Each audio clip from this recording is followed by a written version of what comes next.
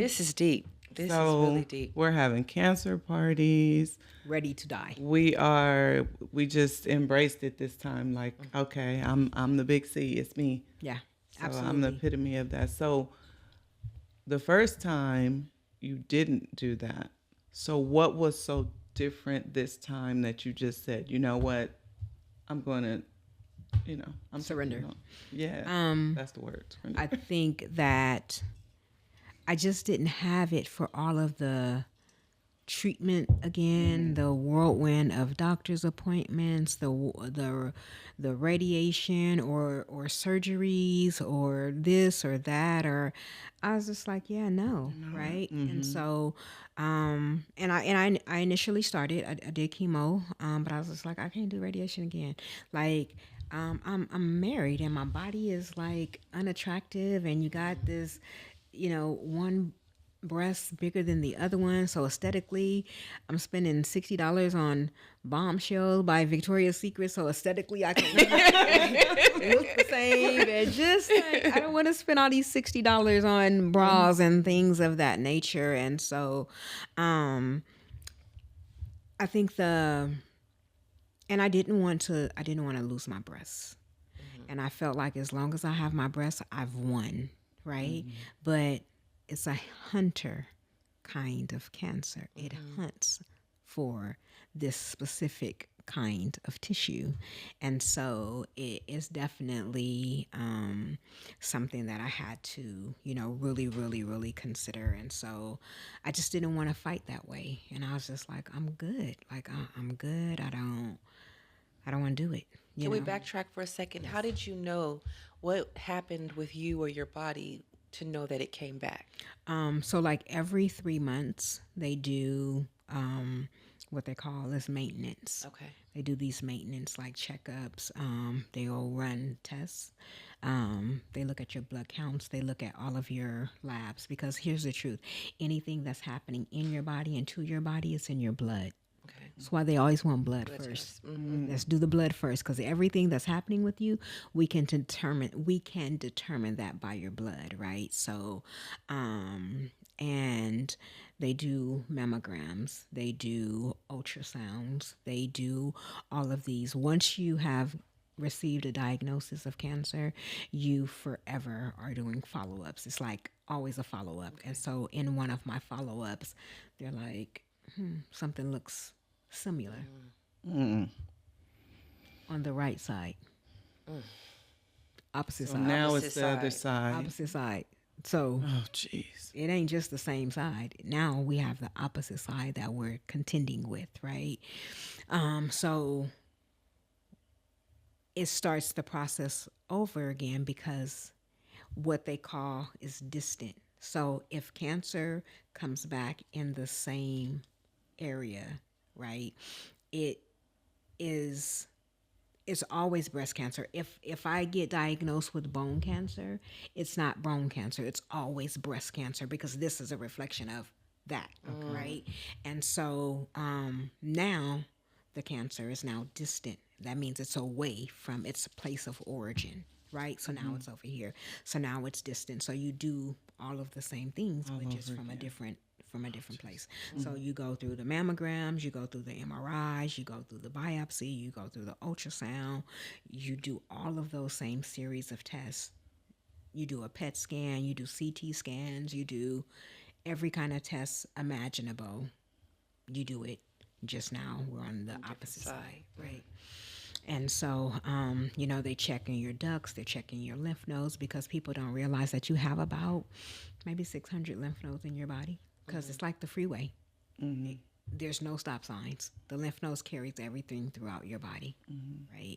And so sometimes that's why they have to do lymph node removals. That's why they have to do certain things, because certain things affect certain areas of your body. And so where I was with it was just kind of like, yeah, all right, I know what this feels like, and I've met her before. And so because I've met her before, you were good. Yeah, I'm like her. I just, I'm good. She's not my friend. So that's kind of why I settled, right? Because I met her before. I know what that feels like, and I know what it looks like. And I wasn't willing to go through that all over again. Right. So when you were having the cancer parties, was this like really a celebration of life for as long as I'm here? As long as I'm here.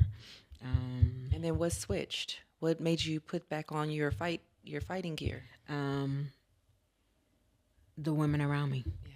Like, you ain't about to just... Like you. So you think you're just about to... Right. Sorry. Right. You're just about to give up like this? Like, no, absolutely not. So I had the first one, and then I had the second one, and then that was it. They was like, yeah, enough of this. Mm-hmm. You're not taking us on a timeline Right. To watch you to watch perish. you die. Right. Yeah, we're not doing that. We getting off this train. Yeah, like Yeah, this it is was not fun. It was fun for a minute, but let's Yeah. be It was serious. cute. Yeah. And it was all cute, haha. cute But and- really, you're, yeah, You're taking us on a trip yeah, to watch you die. and we're not doing that. And we're not going on that ride with you. Wow. We fighting. Right. So knuckle up. Find Yeah. your bearings. That's And there were nights where I would call Dawn in the middle of the night and I'd be like, I can't do this. good. I want to die. Because it started to get bad. Mm-hmm. And she would cry and she would pray and she would cry and she would play until I went to sleep. So imagine the anguish that I'm now imposing on my friends. Right. Right. But they were willing to but take those- on that. Those are friends, real Right. friends. Because it wasn't a burden for them. They were chosen. They were chosen to take this ride, whether you knew it or not. And so now, this go round, we at the Super Six because Zara joined us in. Okay. Zara joined in the fight, and now we the Super Six, and we fighting, and let's go, you know.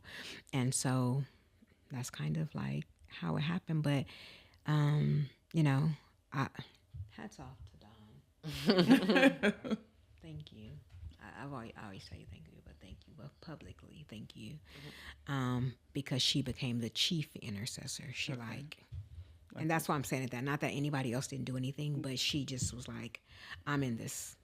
I'm the captain Yes, of this I am ship. the I'm captain. gonna drive this. I'm gonna drive this home. So don't worry about it. You know, she would come. She would lay in the bed with me. She would just be present and available. You know, and even when there was questions because I didn't look like what I was going through, she was like, "Are you a fool?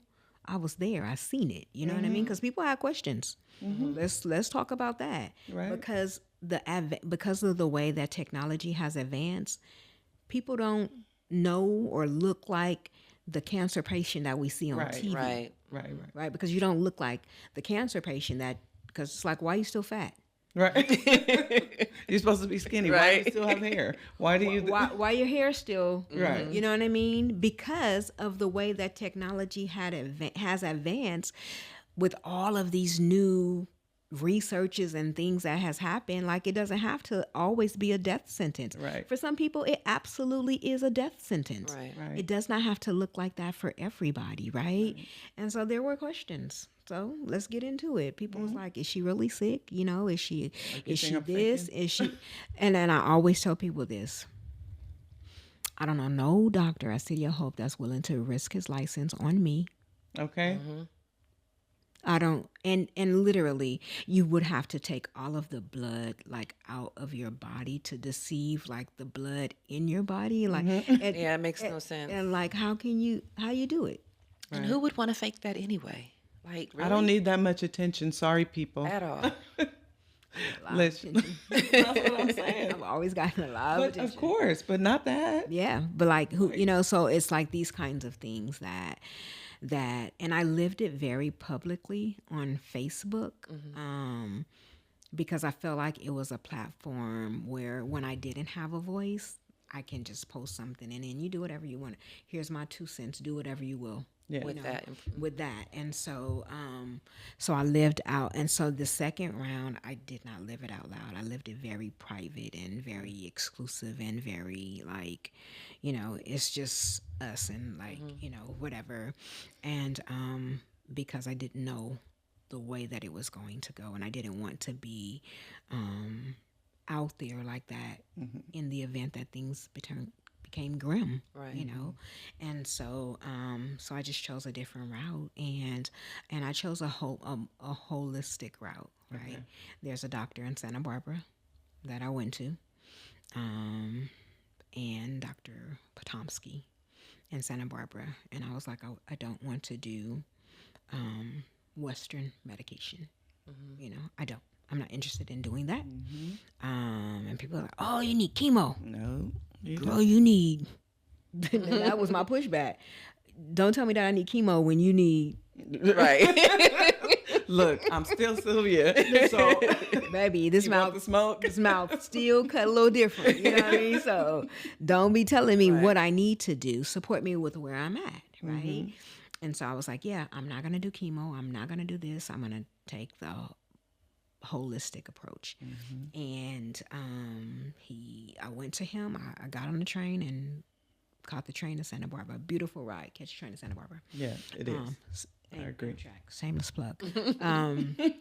So I caught the train to Santa Barbara, and I didn't tell him anything about me. Nothing. He had me do this assessment, and then he did his thing, right? With these like, and then he said, your body is going to go limp right now. And I had literally, and it's called reflex therapy, Yes. right? I had no control.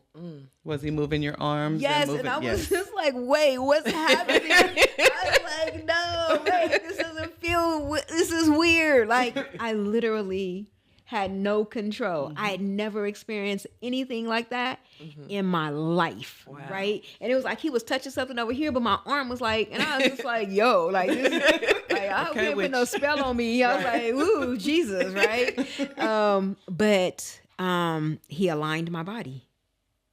And I was like, I don't know if to be happy or scared right now. Like, I don't know. But he gave me zinc. He gave me nano curcumin. He gave me all of these natural herbs to Restore your body. everything that was shattered during the chemotherapy process, right? And he, in every 4 weeks, and you know, he told me, he said, it was, everything's in your gut. Like everything's here in your gut. Like he was like, They call it your solar plexus. you're constipated. Yeah. He's like, you gotta get this stuff out. Yes. And I was thinking, wait, what? like, huh? And so he gave me this stuff. It was these drops. I put 30 drops in my water. I did it 3 times a day. And then for 3 months, it's like you got to commit for 3 months to this process, right? So it was these drops, and so it was 3 times a day for the first 2 weeks, and then the 3rd week it was like once in the morning, once at night. But you had to stay away from like certain foods. You had to literally change your diet, right? And when I tell you the way that I use the bathroom, you can't even share that with nobody. Okay. Like you can't. But the way that the toxins began to come out of my body, it was just like, it was like I had oil, like in the toilet. It's just like, what is this? And He said it was all in your gut. and why do I smell like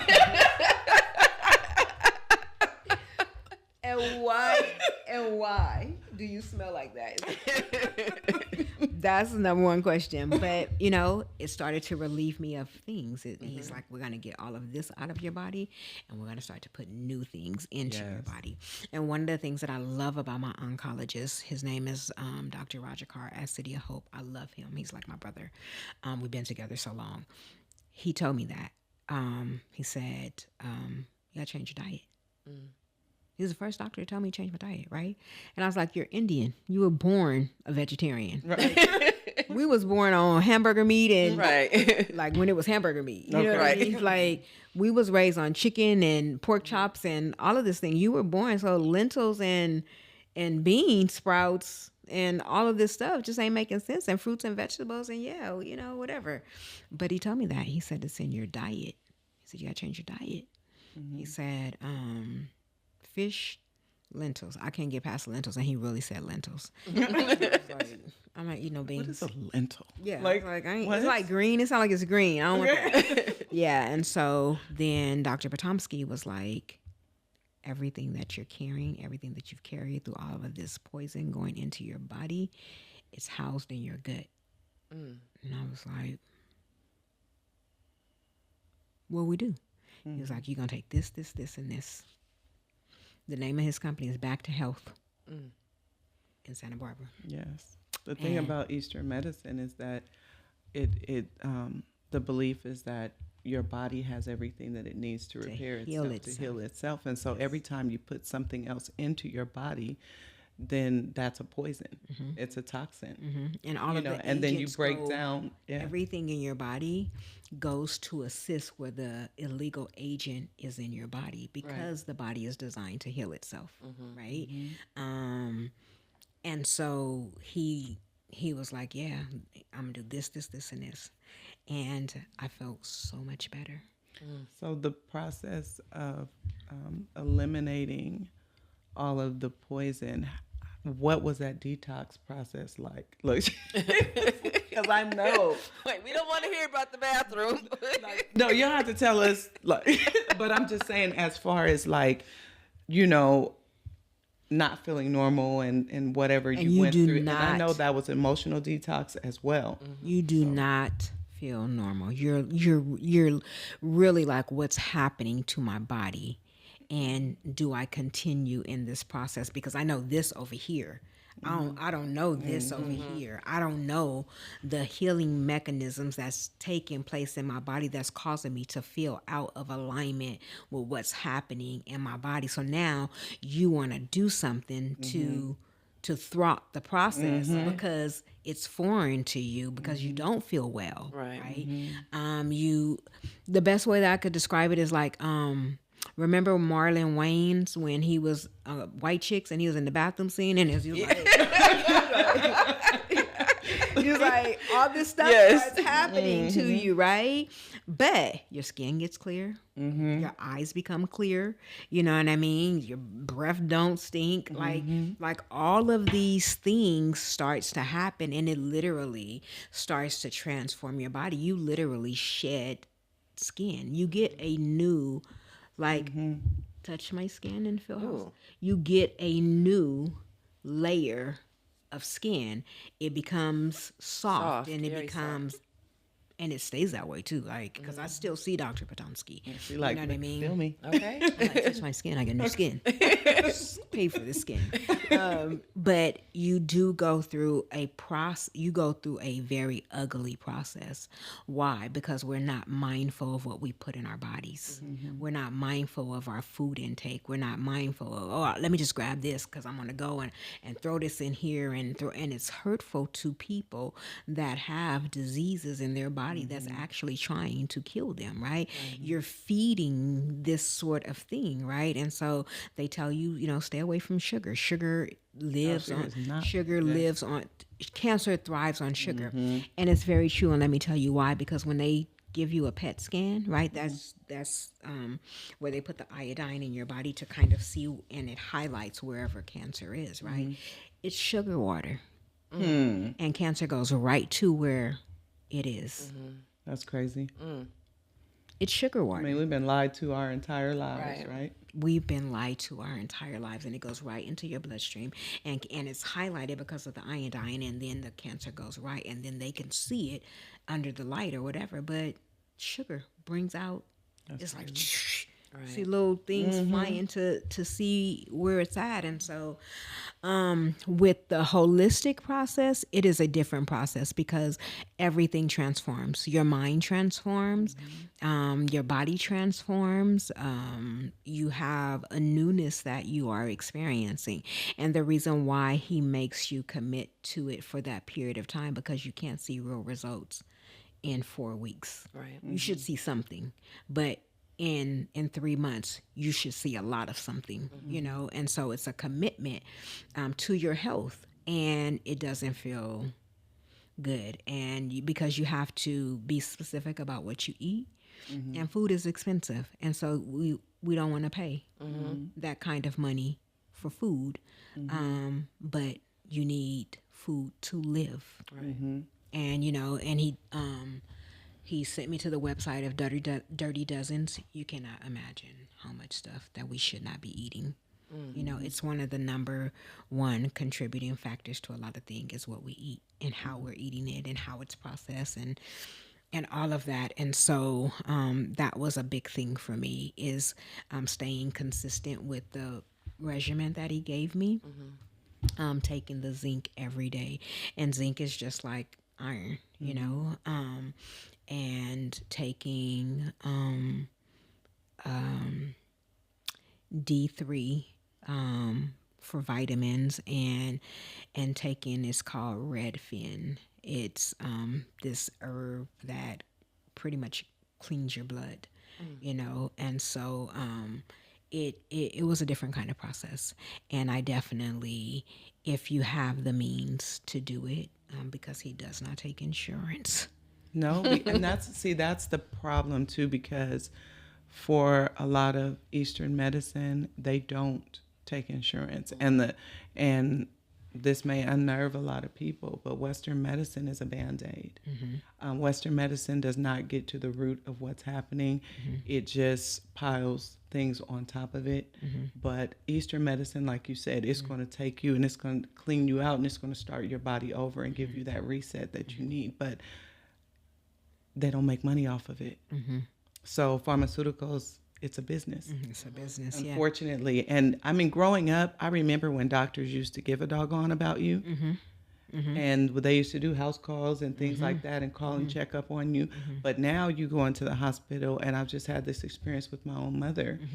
Every time she went to the hospital to try to find out what was wrong, she saw a different doctor, and a different doctor prescribed her with a different medication. And I told her, you will not. You will not. And we took her off of everything. And by the grace of God, she called me this morning and she said, he said, if I just walk 30 minutes, I don't need any medicine. Listen. So, but guess what? The doctor that she's seeing now practices both Eastern and Western medicine. And that's one of the things that my surgeon, told me. He said, I practice medicine like I don't know God. And I trust God like I don't know medicine. Right. Like that's it, Right. And I think and the wonderful thing is I've had a few Indian doctors, right? So their approach to things is so different. Right. And you're like, what? I'm going to take this herb, and this herb is going to do, no, I need a machine. Right. Because that's what we're used to. Absolutely.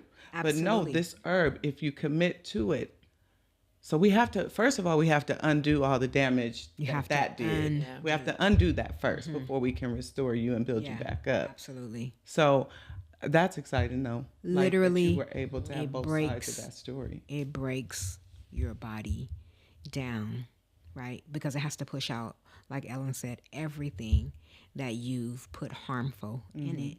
It's got to push that out before it can begin to even work, to even start to take effect. And so that's one of the things. And I tell people, if you have the means, see a holistic doctor, or just consult at least. At least pay that consultation. Pay that consultation and see what they tell you, and take that information and do your research. You know what I mean? That's one of the things that I absolutely am so glad that I did. Right. Everybody was against it. Because what you don't know what you don't know. You don't know what you don't know. And so at the end of the day, that was one of the things. That's one of the highlights that I really appreciate, the fact that I listened to Dr. Potomsky, because it's just like, and the way he talked, it's like, I don't know that I want to trust you. You know what I mean? Like, you already out here in Santa Barbara, and everything in his office is brown. So I don't know. Like, you're not modernized or anything like that. So like, I don't know. But he knew his stuff. Yeah. And he let your body talk to him, and that was the thing. I did not tell him a thing. And you've always gone and they say, okay, so what brings you in today? And so now you're giving them the information and they're treating you for the based on what you symptoms said. based off of what you said. Right. Without even Right. doing anything. You said that you got a common cold, so I'm going to give you a Z-Pack. Right. Yeah. You know what I mean? Take this for 7 days and you should be, here's some antibiotics yeah. and you should be okay. Right? That's all they want to ever do is give you some antibiotics. Yeah, and that's what go. I'm saying. I send you about your Like, way. Tashina Arnold, everybody loves Chris. Get the Robitussin. Yeah. She treated Robitussin with everything. everything. My head hurt. Get the Robitussin. Listen, and so that's what I'm appreciative of, is that I didn't have to tell him anything. Right. And then my body told him everything. Absolutely. And so he was like, oh, it's over here. Oh, it's this. Oh, it's right here. Okay, let me do this. Muscle testing. Yes. And so he's like, okay, this is, and so everything is going to the direction. He said, it's right here. And I said, What? what you doing? And it was in the area, you know? And he was like, oh, and your pain is right here. And oh, this is right here. So I'm gonna give you this, and this. Take this for 3 months, and I'm gonna see you in 3 months. And it gives you 3 months worth of medication for $579,100. That's it. And 2 pennies. Listen, hold the receipt, don't you? Okay. Yeah. So yeah, and so that's what I did. And so I think that I knew that I needed to approach it differently. Right. Especially with saying, there's liver function that's low, there's kidney function that's low, there's this, there's that, you know what I mean? Your spleen is, and your this. How and could you tissue want to and- Right.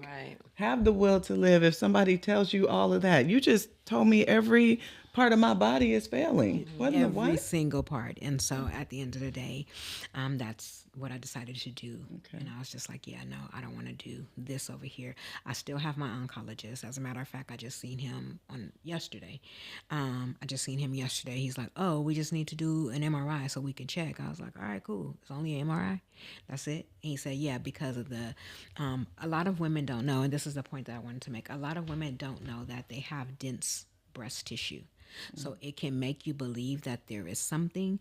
Those are the people that need to always check to make sure that there's nothing, because it's a thickness in the breast tissue that can be deceiving as a lump or something, but it's the density of the tissue, meaning you have kind of like cottage cheese kind of tissue in there. And so you could feel something and be misguided because it's just, and it can really be nothing.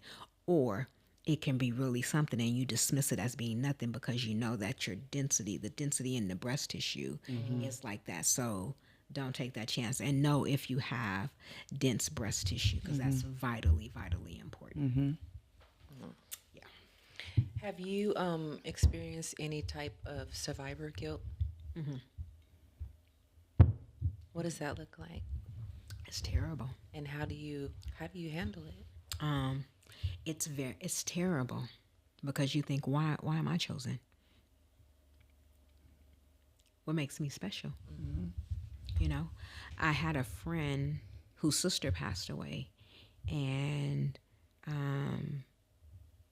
she thought, Sylvia's still here, and she said it, and I didn't take it like a malicious thing, because it was literally like maybe asking a question out loud, like, my sister died. She only had it for this little bit of time, and Sylvia's still here, right?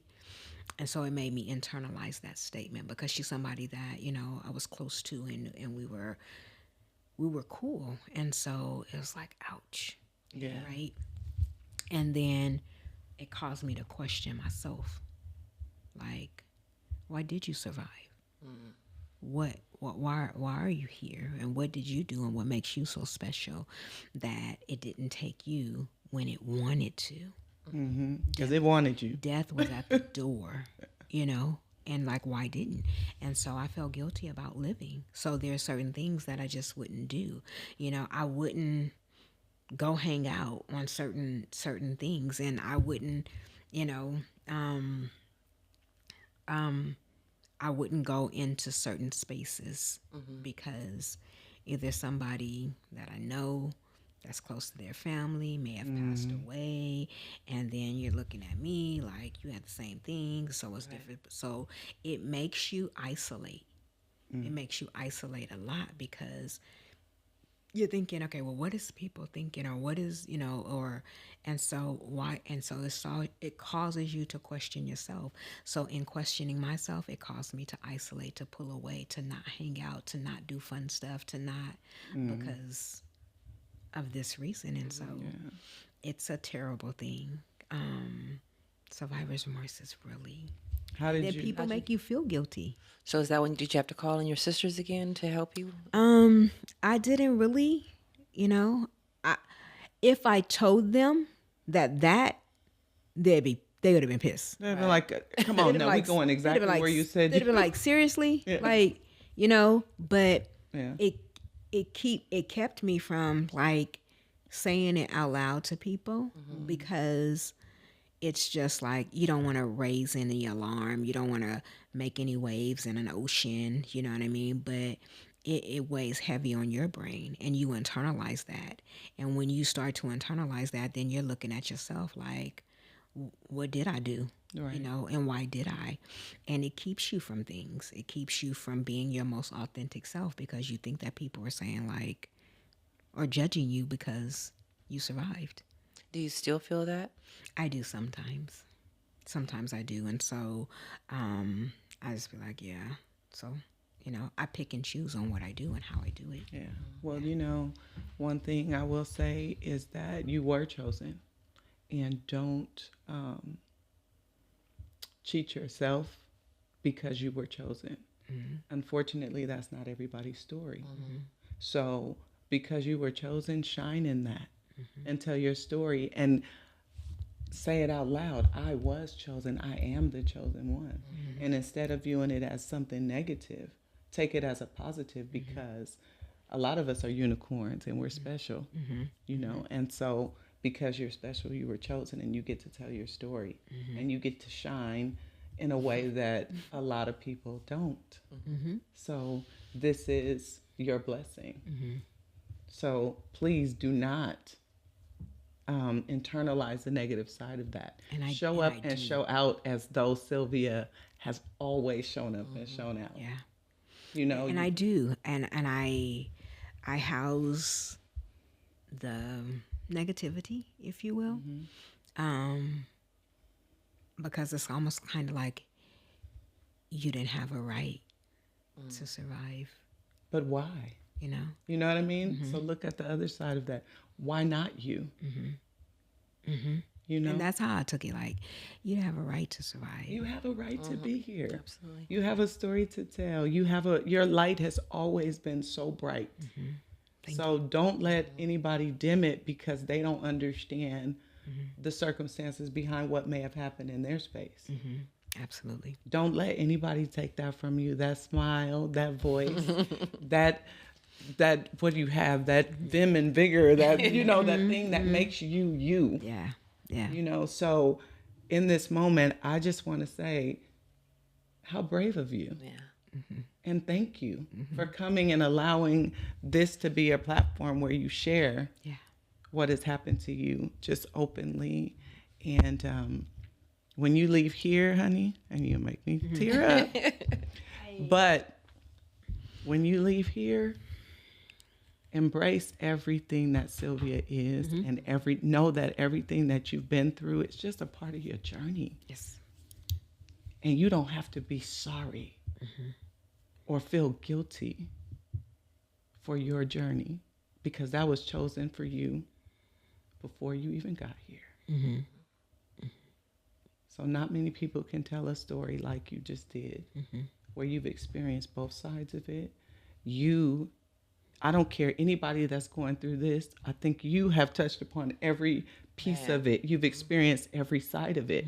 And so you can be that beacon of light for somebody who's going through it, and tell them, if they have questions, you can say, yes, I've experienced this. This was my experience. It's your choice. But however, this is what happened to me. And there's when somebody I made going through it right somebody's now. going through it right now. Somebody is suffering right now. Somebody doesn't know how to tell somebody. Somebody doesn't know how to detach from somebody that's not, serving them. Everything that you've talked about. So we definitely want to encourage you to continue to tell your story And we want to invite you back. If you forgot something that you needed to talk about, and you need to come, or we might get some questions and need you to come and we're like, answer listen, them. we need to tap in with you because we do not have the answers to this.